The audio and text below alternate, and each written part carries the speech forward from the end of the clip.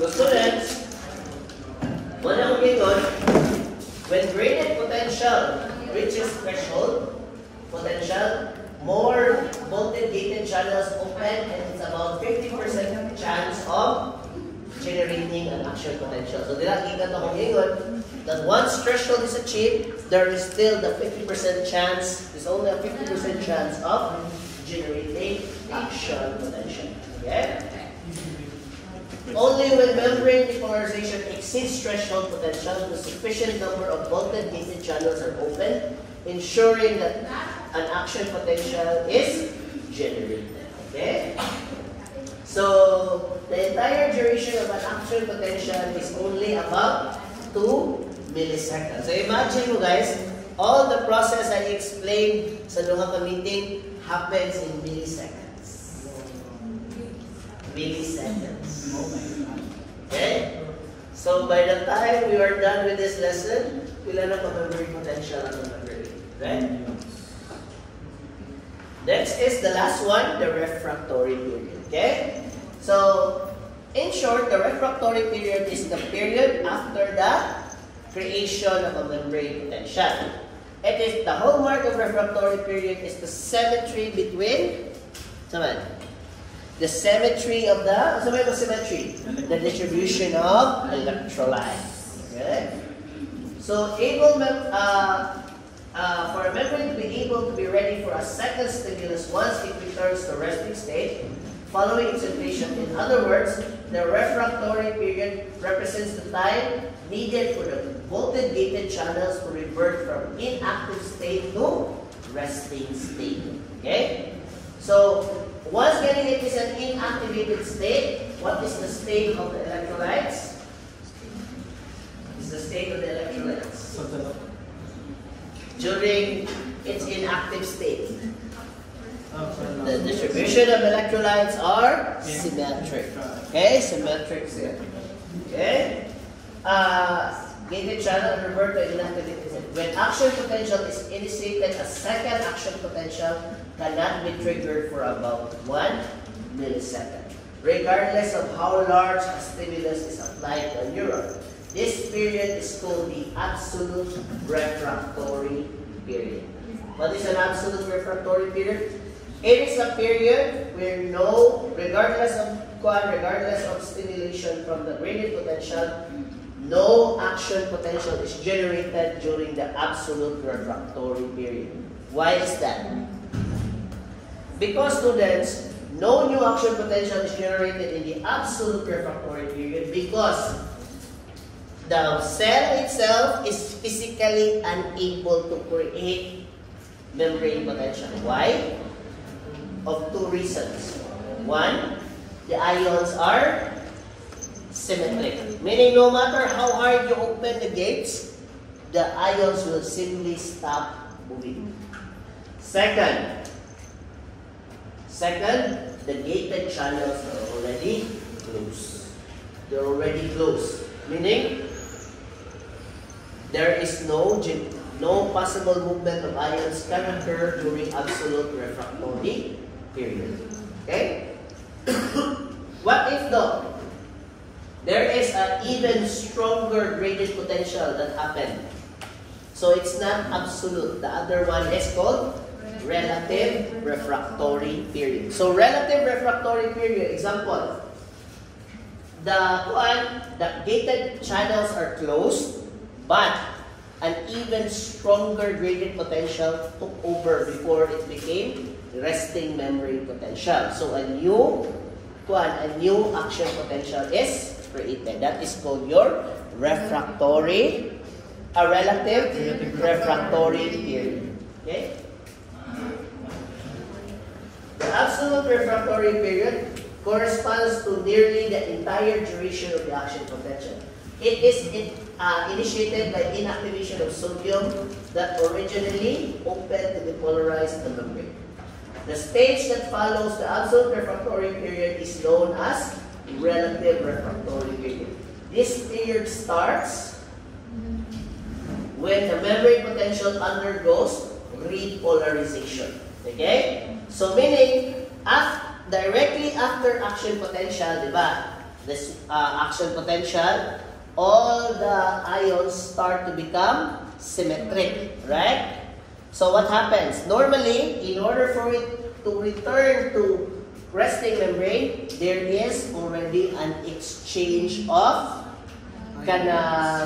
ions, meaning the sodium-potassium ATPase pump will start to open.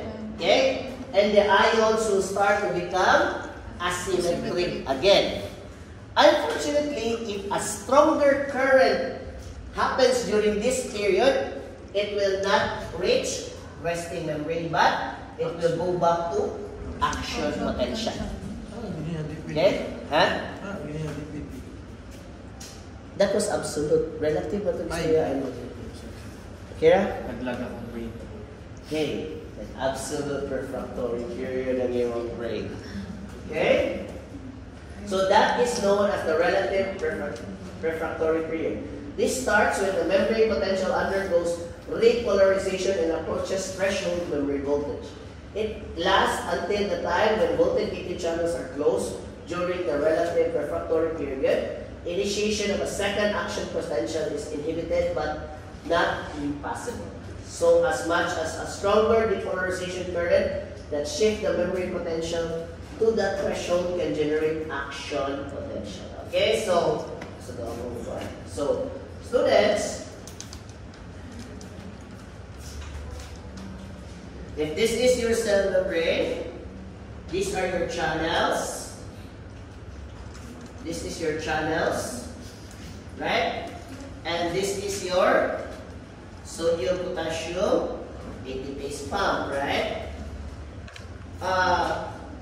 Once ganun, di ba, action potential is generated when there is asymmetric there is asymmetric distribution of sodium and potassium. Okay? So, what's that to? There is asymmetric distribution of sodium and potassium. So, what happens man if during refractory period, di ba? Once galing there is symmetry, meaning this becomes sodium and this becomes potassium. Potassium becomes 2 and 2. Sodium becomes 2 and 2. So it's safe to say that this is symmetric. What do you call this period? Absolute refractory period. What happens to the gate? What happens to these membrane channels? Close. They are closed because it's absolute, right? And what happens to the sodium potassium pump? Open. They are active or they are open, right? So the process of going back to membrane potential is quite slow, or not really. It's not instant. Okay, so what happens is the sodium potassium will take 2 sodium ions and pick up 1 potassium ion.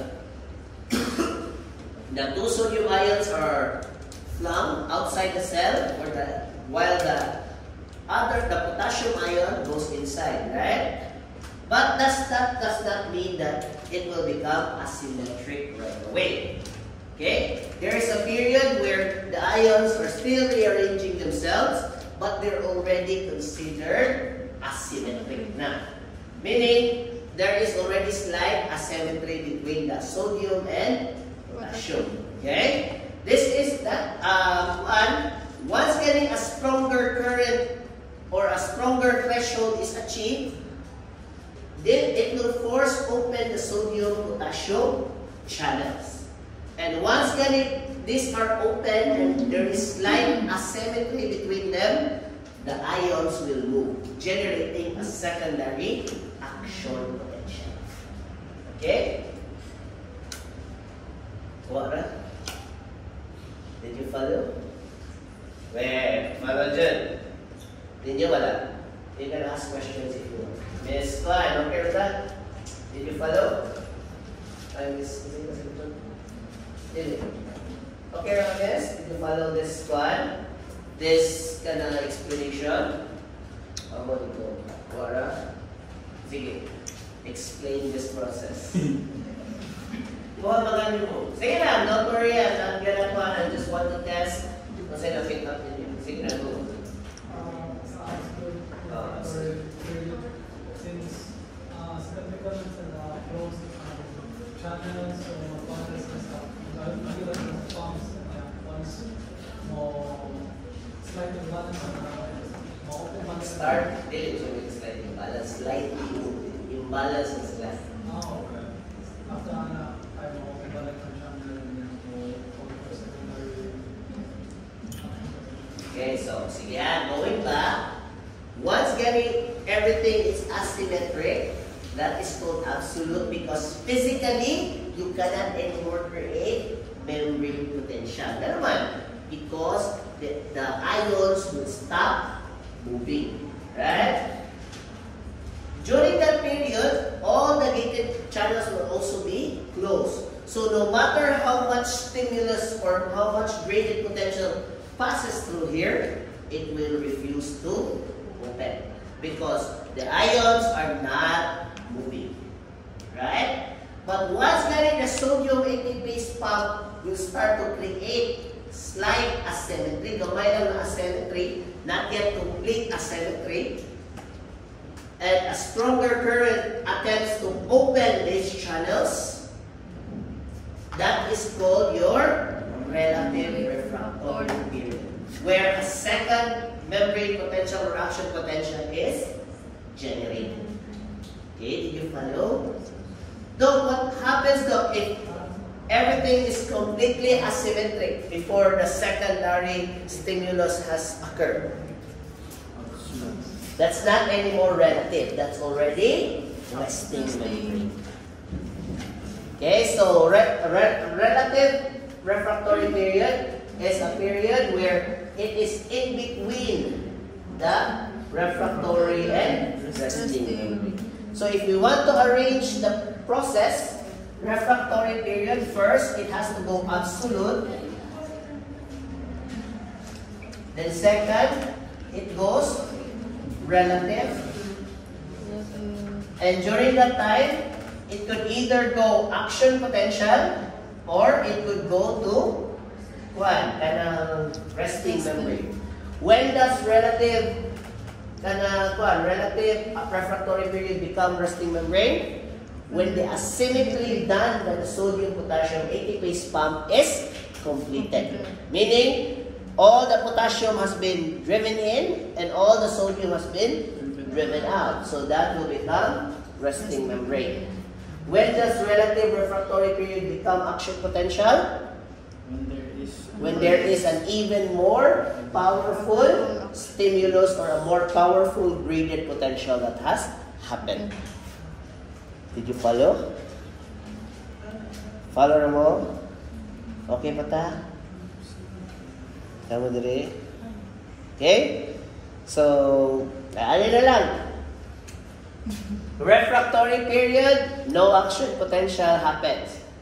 Kana relative, maybe a new action potential is happening because of a stronger stimulus. That's it. Okay? Did you follow? Okay, so, and relative refractory period has two consequences. If the asymmetry of the ions is completed, resting membrane potential occurs. If a stronger stimulus forces the opening of the gates, second action potential is generated. Okay? Okay ba ta? Okay. Next is neurons. Yay! By the way, ako na nag-i-explain ito na. So, neurons na. Yay! Ang favorite topic ni Kan, neurons. When you are young, they are called neurons. And when you are old, they're called ultrons.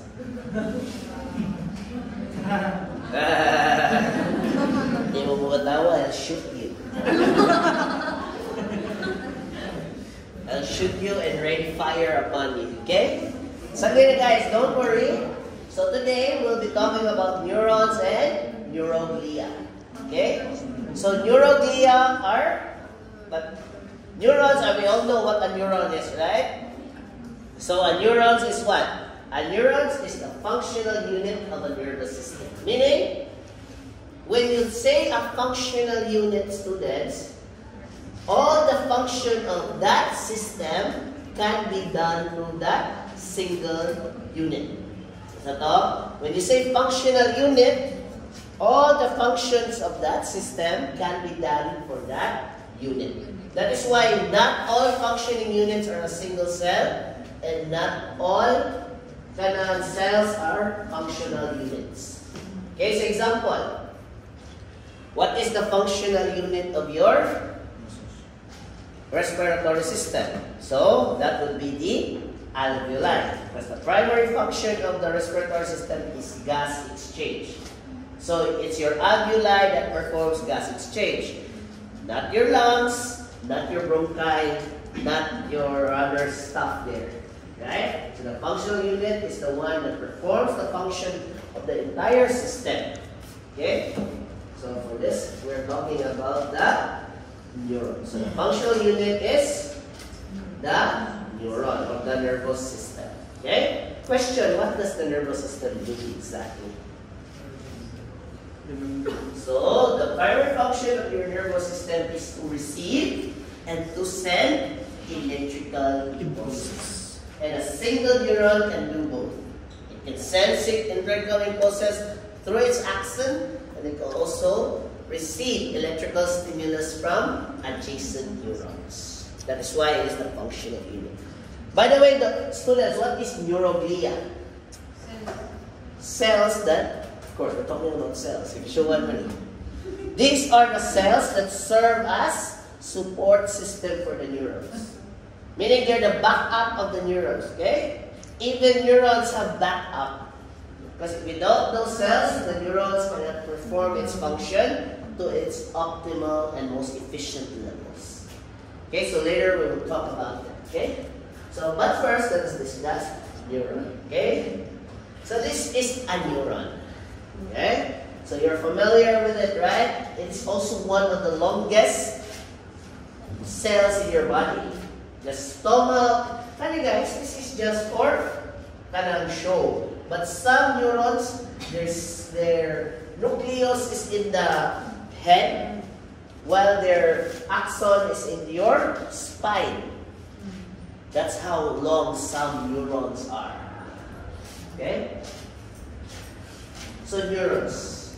The most obvious difference for neurons and other cells is the body, is in the type of body. We all know that they are uniquely shaped, right? Come on, if I ask you, imagine, how do you imagine the neuron? What does it look like to you?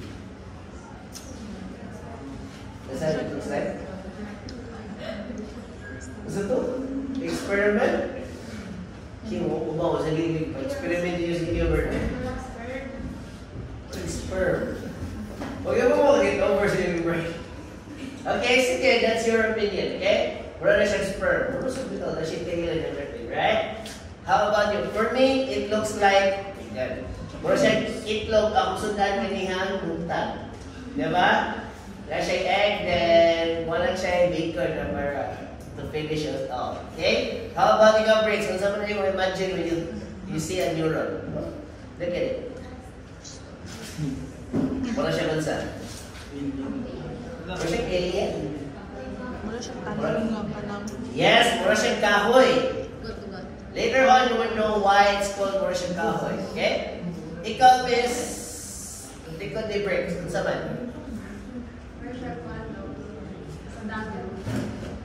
Okay, so sa dagat, you know, weird creature sa dagat, right? But last opinion, let's ask Mr. Gallego, what does it look to you? Dali, Mr. Gallego, nasa likod. Astrocytes, yes, your astrocytes are actually neurons. Okay, they're a type of neurons. Okay, so let's go. So, neurons, the most obvious is the shape. Okay? Some say it looks like a sperm. Some say it looks like an egg.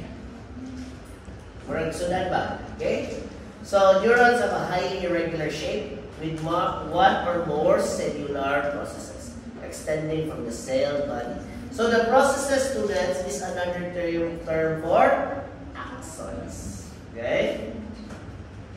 The neuronal cell body, also referred to as the soma or the pericardium. Okay? So most of the organelles of a neuron is found in its soma or pericardium. Okay? Contains some same organelles found in other cells. However, the rough endoplasmic reticulum and polysomes are collectively known as the cell substances. So what creates the protein for neurons? Neurons, that is the answer is rough ER, rough ER, smooth ER, great ER, or the cell bodies. So the answer would be the cell bodies. But if normal lang the cell, what's the answer? Rough ER. Okay, rough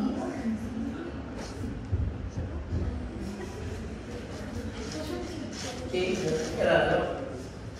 Okay. So, however, are especially abundant in the pericardium. Each neuron has a single axon. The area of the cell body where an action originates is called the axon hillock. In your membrane potential, what is created in the axon hillock?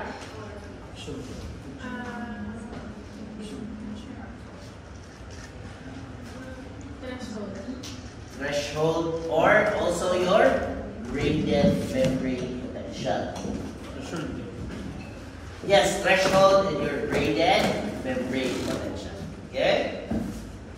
So the axon hillock is also referred to as the CTZ or central trigger zone, or also called as the trigger zone. As action potentials are generated here, just distal to the axon hillock is the initial segment of the axon. So your axon, student, is not actually a solid structure. It is made up of segments. So that's how they describe the axon. It is the segmented processes of a neuron. Okay? So later on, you would know the difference of different segments in the body. Excuse me, sir. Ano ko pwede? Pasundan ko si Steven. Siya na ko pwede. Mga tali ko. Ano na may gym? Ay, no, Maki. Ay, no. May butang na rin mo yan dito, Maki. Masa na?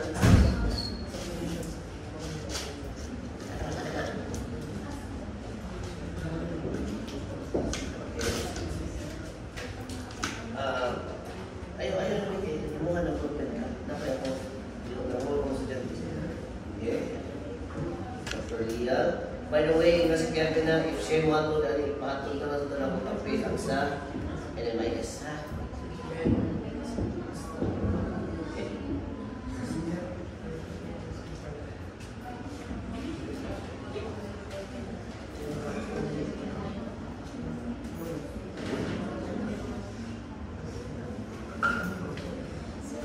Oh, dito sa lihatod? Or walk na yung Richard? Ha? Okay. Hindi mo ha. Balik na ko ay confirm ng picture.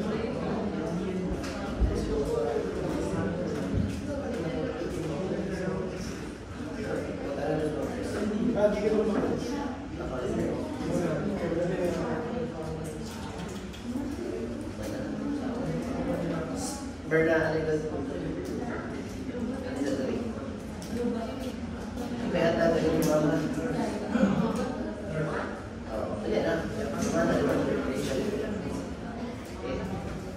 ikaw lang kailangan mo magbuwatan. Ako ba lang kayo magbuwatan? Kaya nag-duty ba lang kayo siya invited to for the teacher?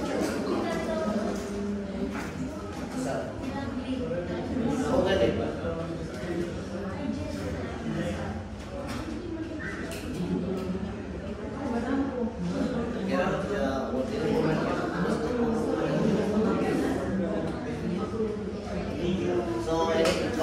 Ready na. Receive na.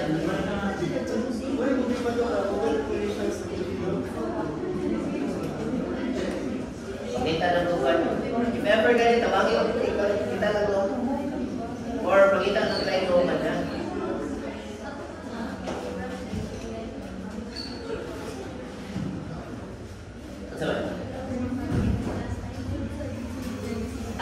Ang castrated ng mga goats last time kay gipaihaw na mo, pero ang katong intact ng mga animals, duha ka laki si Chading buhay pa. Okay? Under siya sa FBI witness protection. Katong bagong anak na na-discover nilang Rachel, katong si Pogi na matay. Katong una si Caldi na buhay. Alam namin ito itong Rachel, siya pinagmanan ng Caldi. Okay?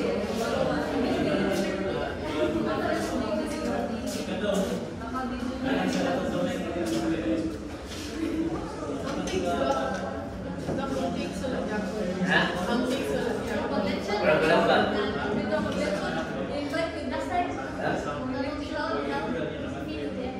Oh, si Phil si docile Phil, si aggressive Phil.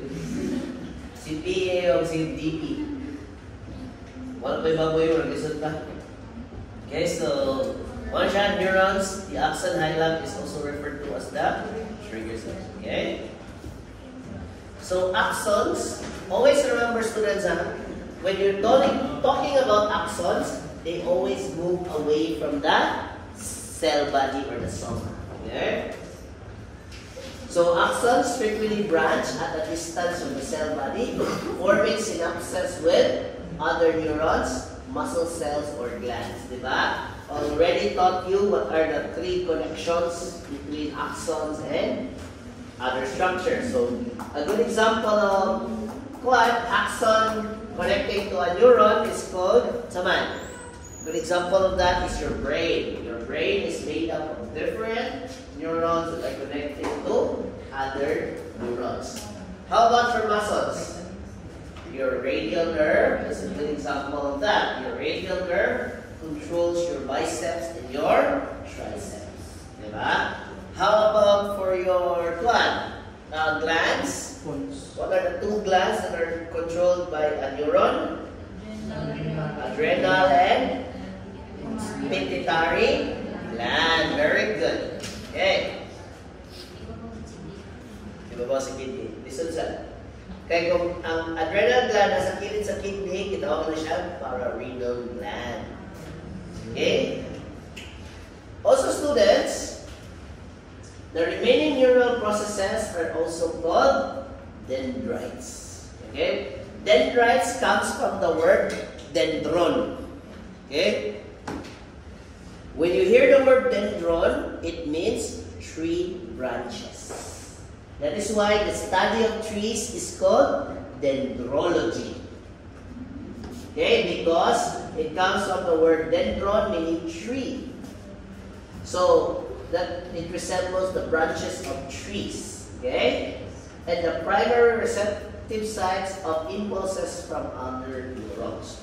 When we talk about organelles of the neuron, what organelle receives the most signals? It is the dendrites, or the dendrites and the soma. Meaning, from another neuron, the neurotransmitter either lands on the dendrites or the soma of the cell. Okay? Now, what happens if it lands on an axon? What happens if it lands on an axon?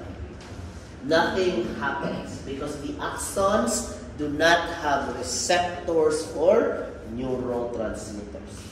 Now, one that has the most receptors for neurotransmitters is either the soma or the dendrites. But between the two, the dendrites is the most sensitive to neurotransmitter. Meaning it can pick up a lot more neurotransmitter compared to the body. Okay? So the amount of dendrites varies depending on the neuron. Okay? So, okay, so before we go further, Action potentials are generated at the axon hillock. We all know that, right? An action potential travels along the axon at a speed that varies from 0.5 meters per second to 120 meters per second. Larger axons over 1 UM in diameter are myelinated. Do you know what myelination is? Do you know what myelination is? Diba? So when we go back to your when we go back to your neurons, diba? You can see that the axon or the processes of the neurons are broken down into segments. Right? Broken down siya into segments. Those segments are the myelinations. Okay? Huh? Yes, in a way, it protects the axons, but the most important function of the myelination is that they insulate the axon. What does insulate mean? Meaning, they increase the movement of electrical impulses through them. What's that all? They increase the speed of electrical impulses out inside the axon. Okay?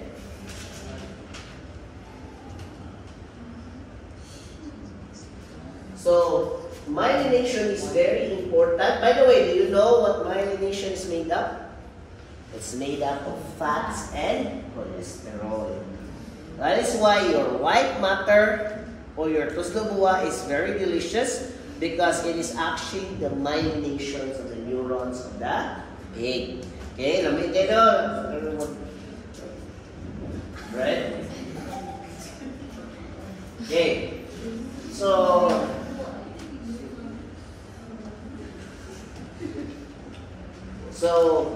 over 1 UM in diameter are myelinated in both the CNS and VNS, while axons less than 1 UM in diameter are not myelinated. Okay, so kung di sila myelinated, kung sa may disadvantage the electrical impulse travels less within their axonal processes. Okay?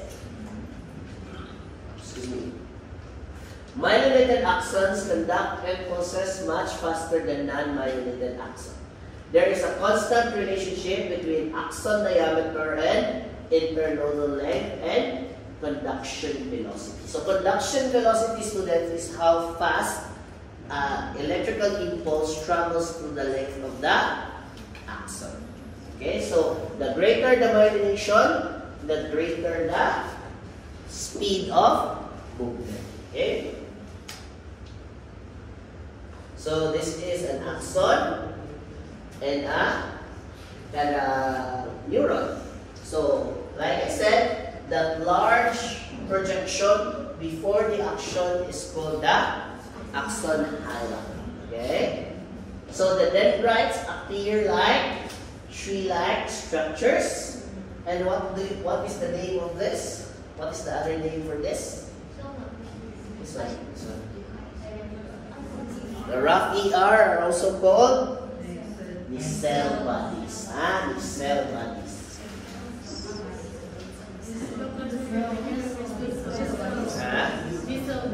Nacelle bodies.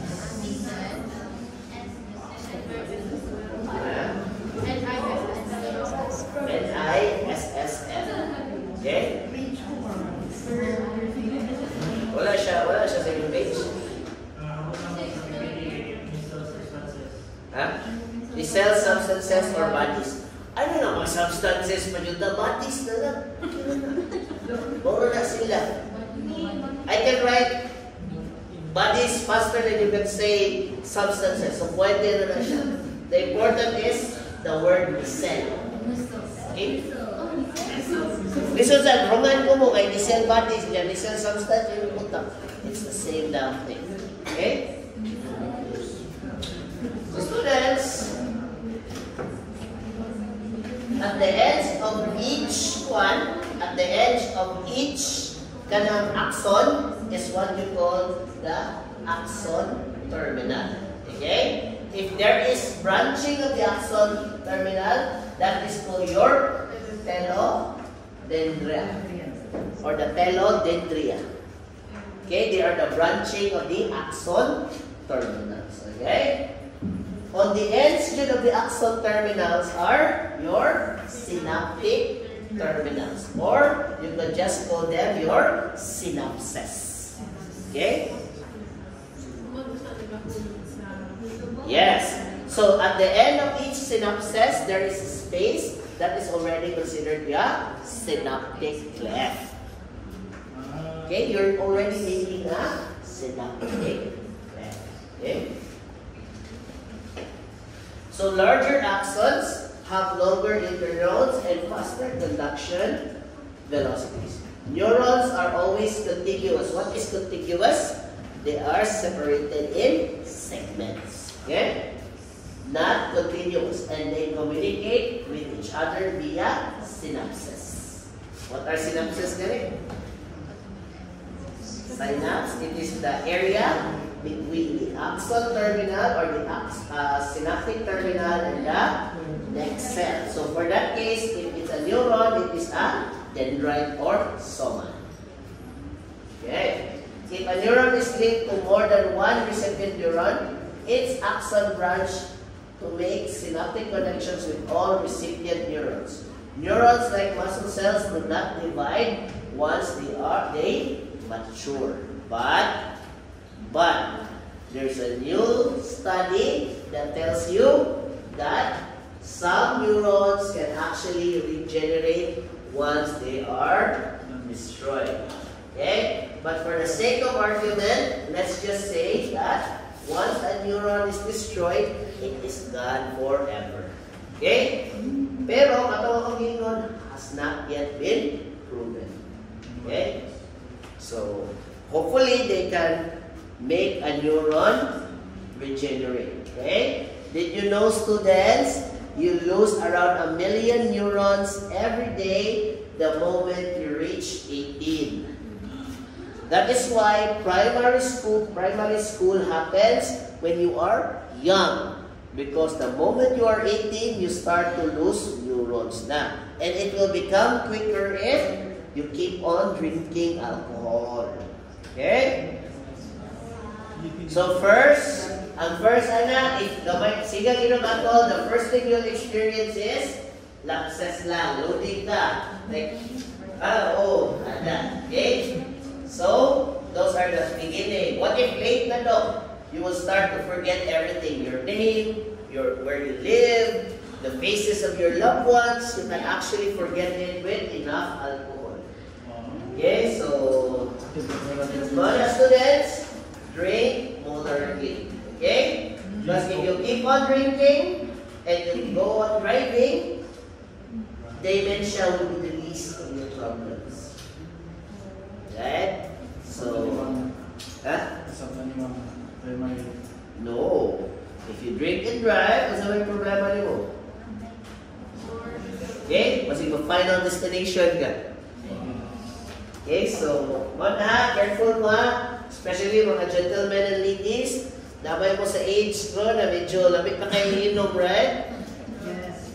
Yes. Guys, so sa reason I don't drink anymore because since I became a teacher, putok ray, puhunan. Putok man yun tayo, puhunan ni Doc Phil. Okay? Ano mo pagsalig sa likod? Guys, sakit ng likod ni Doc Phil. So, utok na lang atong puhunan. So, I try to refrain from doing things that kill my neurons. Okay? So, okay? By the way, students, if an axon is being cut, does it mean that the cell will die? So later on, you would learn about nerve growth factor. So later na. Okay. So this is a neuron, a simpler version of the neuron. By the way, students, the axons are made up of myelinated segments, right? In between those myelinated segments are unmyelinated parts. Those parts are also called the nodes of Ranvier. The nodes of Ranvier. Okay, Chubian. The nodes of Ranvier, the Isles of Schlam, the Rings of Waldir, the Islands of Lumberheads. Tricky, no?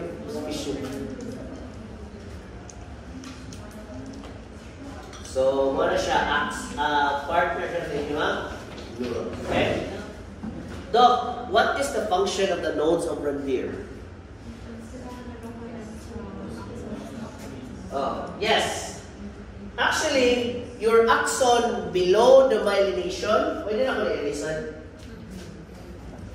Okay? So, ako erase na.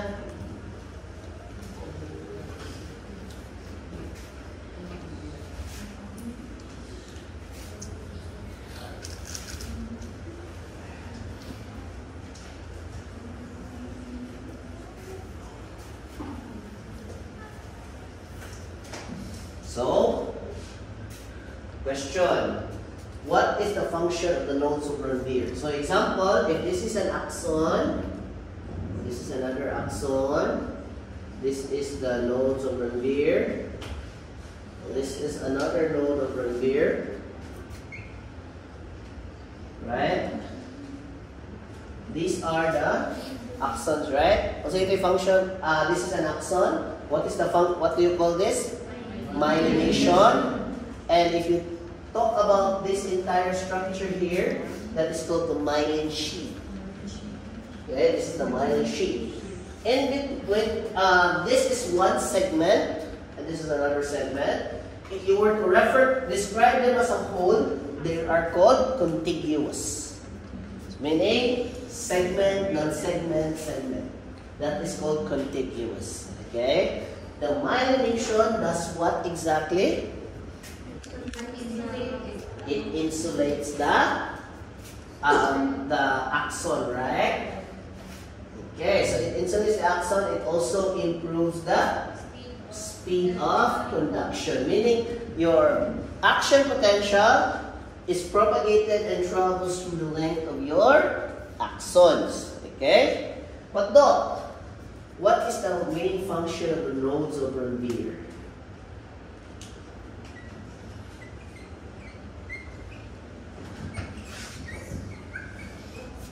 What is the function of the nodes of Ranvier?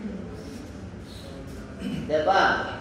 In your membrane potential, no matter how much you create insulation, as the electric current travels through the length of the axon, they are bound to become weaker.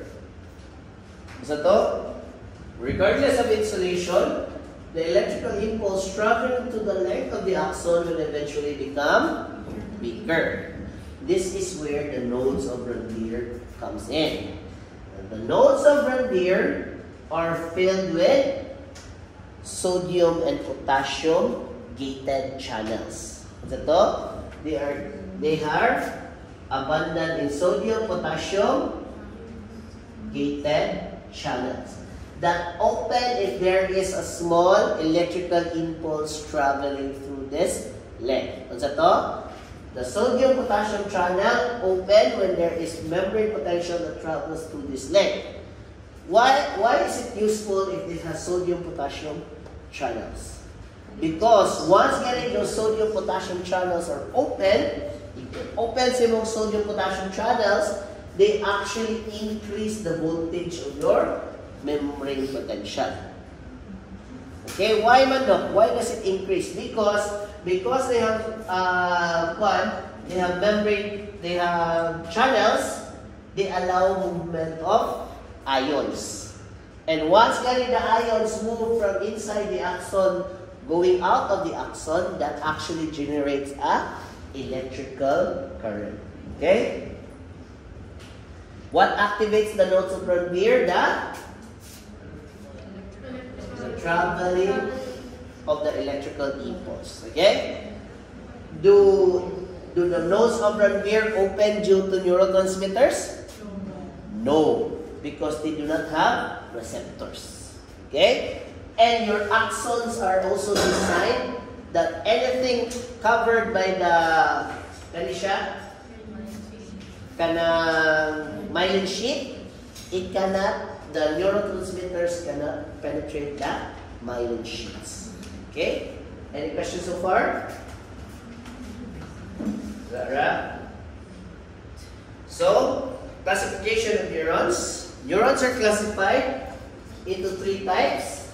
So, types of neurons, you have your unipolar, bipolar, and multipolar. Okay.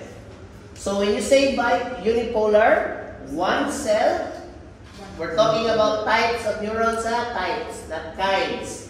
Types of neurons. If you are unipolar, one stoma equates into one axon. Axon. Okay? When we talk about bipolar neurons, one stoma could have 2 axons. And of course, multipolar, one body, multiple axons. Okay. Unipolar neurons have a single stem process that bifurcates to form 2 processes, the peripheral and central. Unipolar neurons innervate peripheral tissue, bringing somatic and visceral sensory information to the CNS. Thus, they are also referred to as primary sensory neurons. Bipolar neurons have 2 processes. Bipolar neurons are located in the retina of the eye and the spiral ganglion of the cochlea. Okay, so I don't think that's like example of one. Bipolar neurons are sensory neurons, and their peripheral process innervates sensory receptors, bringing sensory signals to the CNS. So like I said, the cochlea is the primary organ of hearing, while your retina is also the primary organ for vision and sight. So once the retina is activated, it is the job of the bipolar neurons to send electrical signals related to the retina back into the brain. Okay, so usually the one that processes vision is your occipital lobe. So don't worry, after you learn later, Okay, an exception to this rule is the olfactory cells. A terminal branch of the olfactory cells forms a dendritic bulb, and its cilia act as receptors. Okay, so what does the dendritic bulb do? It can actually give you the sense of smell, because its dendritic bulb will try to capture and send signals based on its electrical signals or as a chemical stimulation. Okay, multipolar neurons are the most prevalent type. As the name suggests, each neuron has numerous cell processes, one axon, and many dendrites. The length and arrangement of the neuronal process varies considerably. Okay? So this is what you call one. This one is unipolar. This one is unipolar. Ano man? Axon, no? But it is divided. Okay? So the next one, this is bipolar. 1 and 2 axons. Okay? And this one, multipolar, because the axons have multiple branches. Okay? So any question? Any questions? Gano'n unipolar po siya. Because one, masarang axon, split lang siya yung multiple. Okay? Next is neuroglia. Any questions on axons and dendrites? So now let us talk about neuroglia. So very important, But before we go to neuroglia, you have to know what are the 2 branches of your what are the 2 branches of your nervous system? Your CNS and your PNS. Okay? Now, why do we need to establish that? Because some neuroglia are only found in one branch of the nervous system. Okay, so example, your Schwann cells are found in the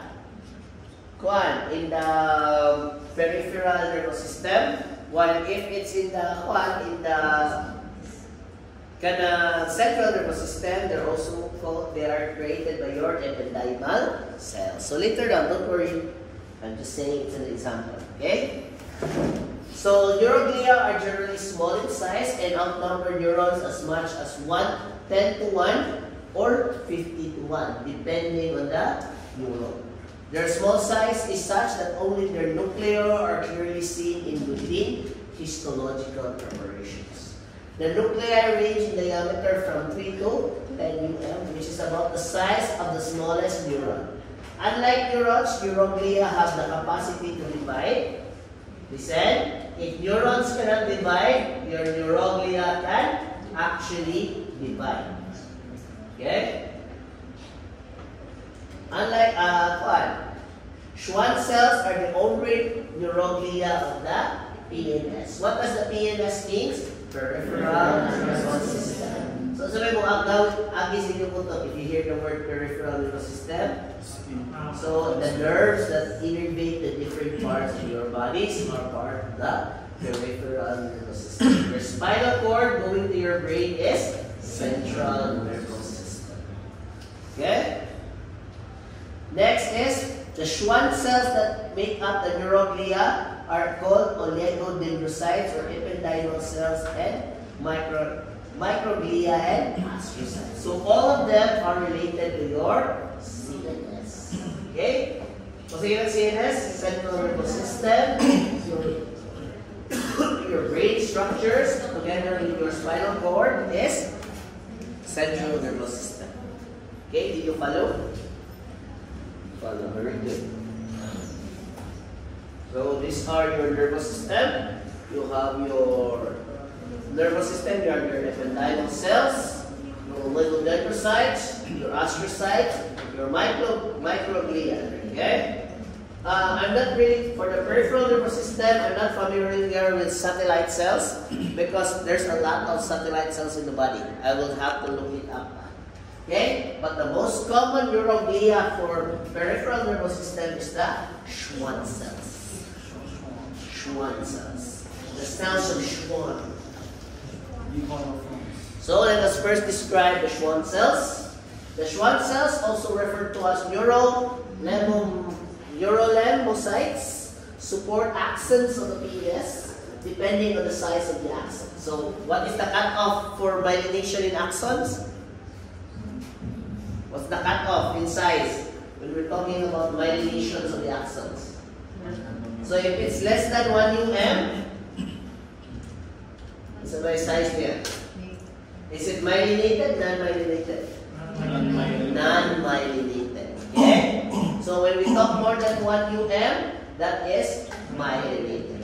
So the one that creates the myelin sheath for the PNS is called your Schwann cells. Your Schwann cells. Okay, so they create myelination. Excuse me, sir. Okay.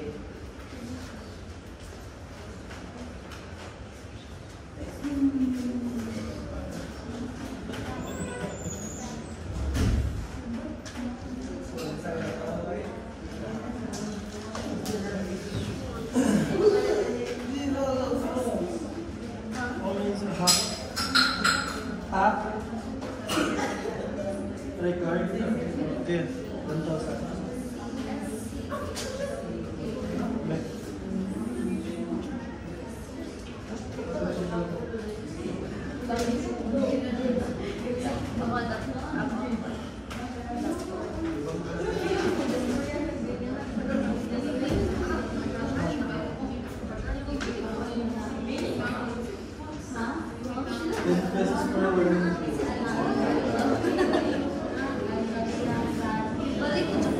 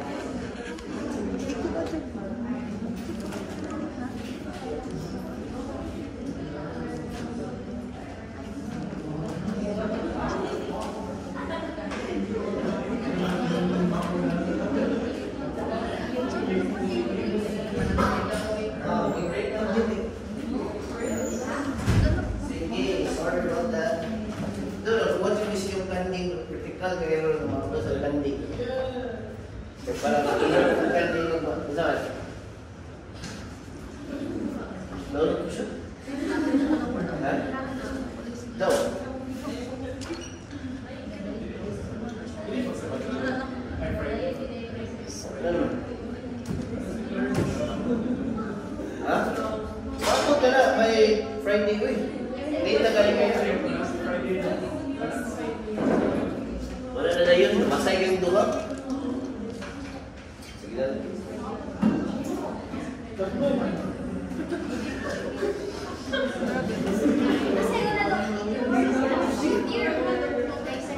Dili. Dahil ang dissect, dili man pwede mag-surgery ang gamiton for anatomy. So, naday animals na i-deform, nasa dyan animals na for dissection. So, akong ikuha sa inyo is 2 males and 2 females.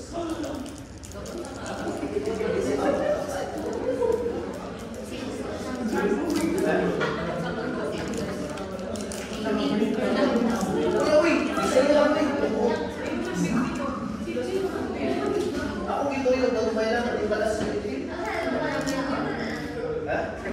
Yan na yung mukha ko rin, hindi ka lang sa litin.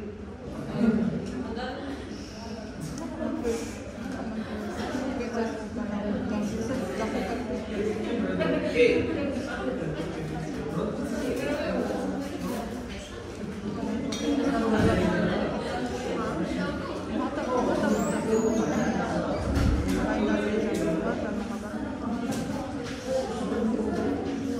So, Schwann cells are associated with most axons over 1 UM in diameter, form myelin sheets by concentrically wrapping the plasma membrane around the axon. Guys, dito makalimot sa ato ang basic cellular physiology ha, that even the axons have a cell membrane. Cells, bayagyan mo na sila. Although they don't look round, they do have cell membrane. And the transmission of impulses is possible because of their unique cell membrane. Okay? So, each one cell forms an internode of the myelin sheath of various lengths. The larger the axons have longer internodes, and the faster the conduction speed. The junction between each internode is also called the nodes of Ranvier. So, Schwann cells were also associated with most axons less than 1 UM in diameter. Schwann cells associated with smaller axons do not form myelin sheaths, but they hold many smaller axons in a process called oligodendrocytes. Okay? Or oligo meaning more, dendron meaning kanang small dendrites. Are smaller, the myelin sheaths, galing for smaller kanang axons, do not form myelin sheath. Instead, they will bundle those axons together and they will form, they will form, or they will bundle that and they will create that bundle of kanang axons. So, ilang i-form, ilang i-bundle ng mga axons. Okay? Since they cannot make myelin sheaths, what they do the next best thing is that they form a bundle of axons. Okay?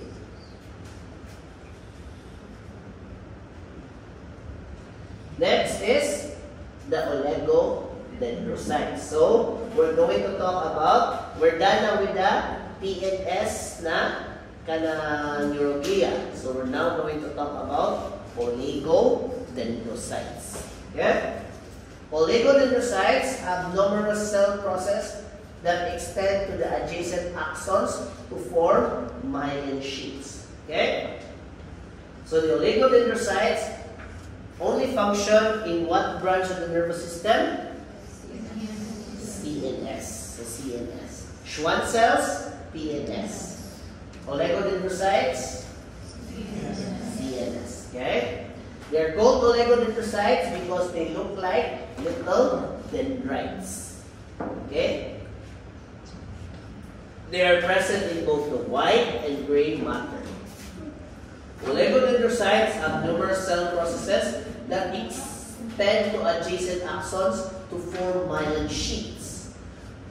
Generally, oligodendrocytes myelinate most axons over 1 UM in diameter to speed conduction velocities. Like I said, they have the same function, they have the same structures, but different cells create them depending on which part of the nervous system we are talking about. Okay? So this is the picture of a satellite and Schwann cells. So if it has Schwann cells, what member of the immune system, what member of the nervous system are they used? This is ENS. Okay. Next, microglia. Okay. So microglia is made up of 10 to 20% of all neuroglia. Microglia are macrophages of the CNS and act as the first line of defense against tissue injury and infection. So meaning they are macrophages, or they are phagocytic cells that are found in what branch of the nervous system?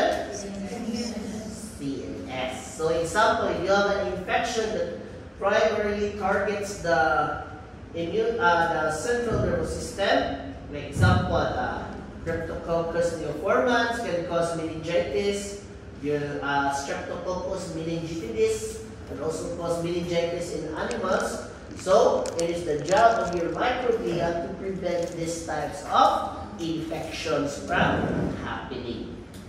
Okay, so once activated, microglia can easily proliferate and assume a phagocytic role by developing into round, often large cells. So imagine siya, from a little cell, it will become large in order to phagocytose the different cells that are causing infection.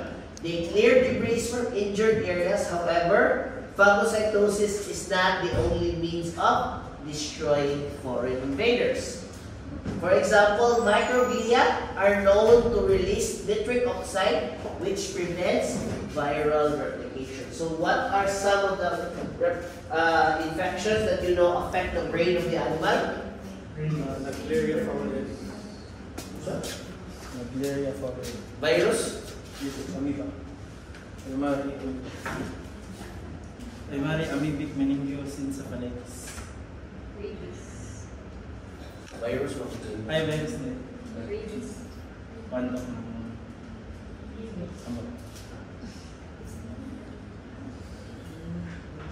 Sige na, tayo ko sa ito, rabies. rabies, what else? Lagi na, maminaw, hindi patakan sa tuliya. It's getting annoying nga. Sa balay.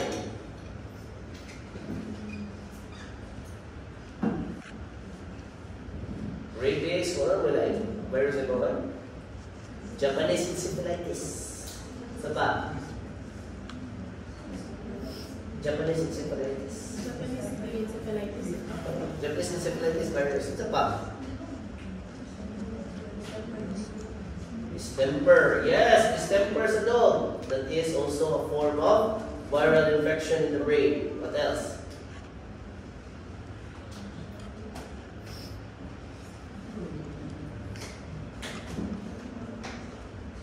So, yung pseudorabies o Ginsky's disease.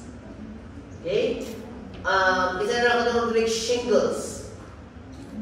Likos-likos. It's actually attacking the nerves of the person. That is why it's very painful. Okay? So, ano siya? So, in order to fight these types of infection, your neurons have to release nitric, and not the neurons, the microglia will release nitric oxide. Okay? How about for other cells? What is released that stops viral replication? Do you know? How does the immune system stop viral replication? Huh? It can also release interferon. Ano na mong interferon? Na-discuss na mo? Mana. So interferon interferes with viral replication. Okay? So viral replication is kanang interferon ang mo kanang for other cells, but for the microglia, that is called your nitric oxide. Next, axon and myelin sheath, if present together, form a nerve fiber and peripheral nerves vary. So, ang definition. Okay, so guys, pwede na lang siya ha. Kasaan na siya. It's supposed to be together with your neuro, katong inyong oligodendrocytes and Schwann cells. Okay? So, since the conduction velocity reflects myelination and axonal diameter, nerve fibers that innervate skeletal muscles are heavily myelinated. Yes, so may good examples of a nerve that innervates skeletal muscles. Ano to me?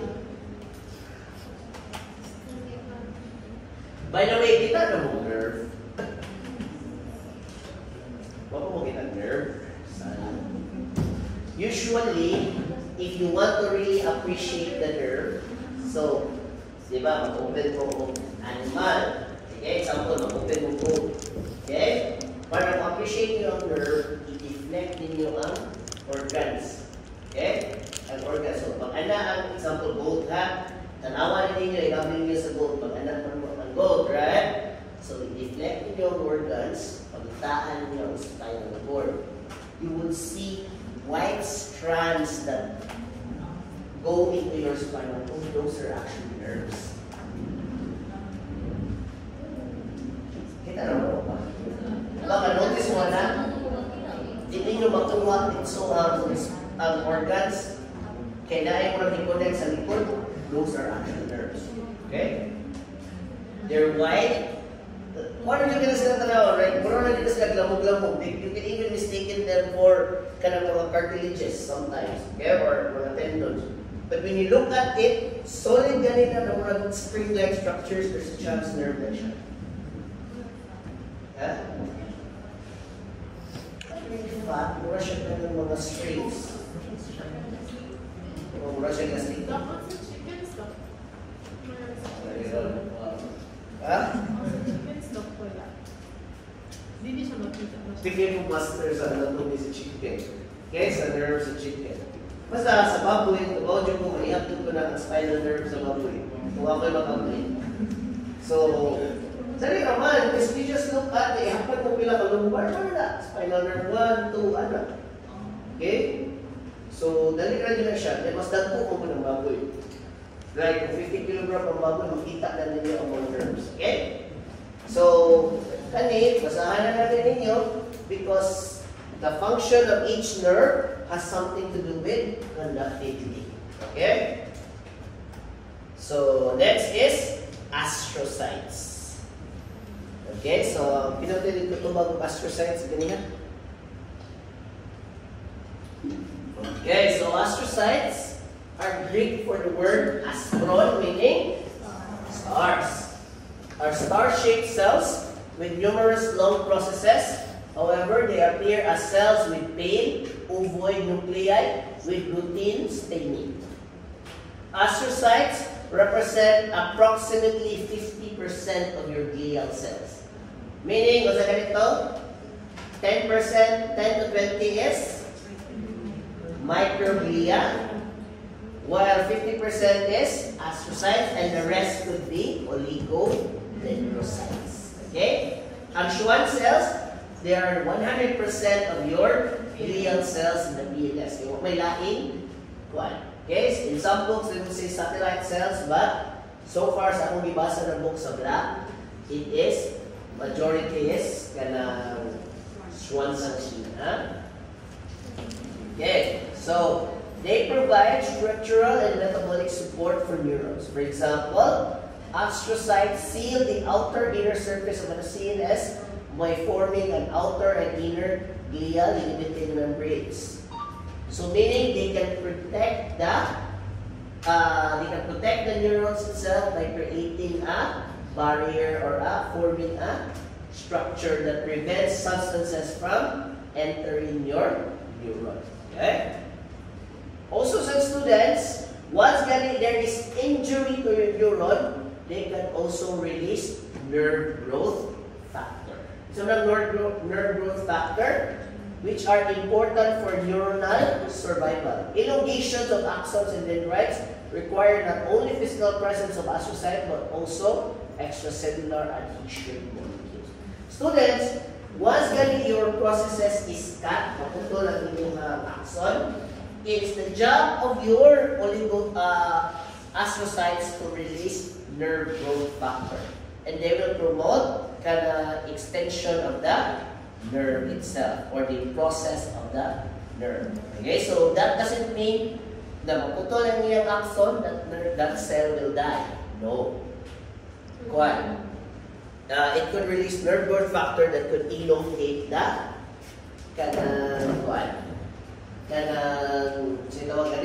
it could elongate the severed axons. Elongate na siya, pwede siyang mag-regenerate or same thing siya.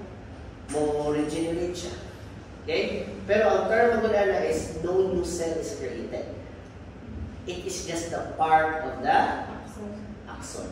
Okay? Always remember, students, if you're going to kill the nerve, do not cut its axon. You destroy its pericardium or the stoma itself.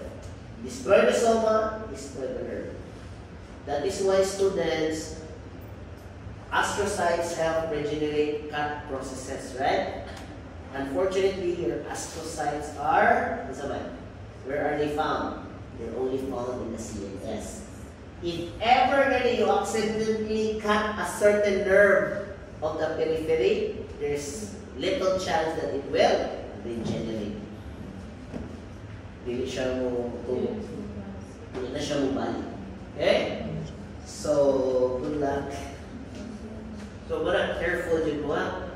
Pag ako kayo ng nerve, so you can't miss it. Right? So, especially, common na nerve na maigo. Kung mag-CS ka, kung dental nerve, maigo mo.